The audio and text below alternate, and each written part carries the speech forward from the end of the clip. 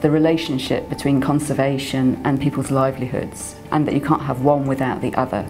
So conservation can only go forward where people also see the benefit, and it's quite an unusual donor that really understands the complexities of making that work. Darwin funding has enabled us to bring together a diverse set of actors that wouldn't normally work together, so tour operators with NGOs and research institutes and professional tourism consultants.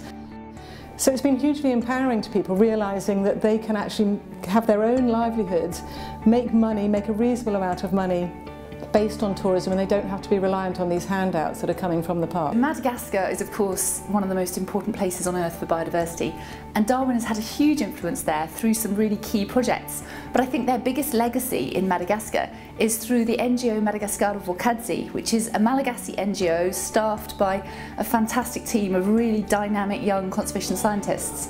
And that project, that NGO, evolved out of a Darwin project. And in fact, the director of Madagascar Volcadzi is a really impressive person called Julie Razafi-Manaka, who was a Darwin Fellow. She received funding from a Darwin Fellowship to do a Masters at UEA in the UK in Conservation and Ecology, and through the skills that she learned through that fellowship, built the capacity to go on and become the director of this fantastic Malagasy organisation. Darwin's really helped us put together the local partnerships we've needed to do with local institutions to deliver conservation on the ground. Conservation is a really complicated thing to deliver, and it needs really novel partnerships with people who understand how things work in their own country. We bring something from the UK that we've got experience of other ways of doing things, and together those partnerships can be really effective. Over the last 25 years, there's just been wonderful projects in countries around the world.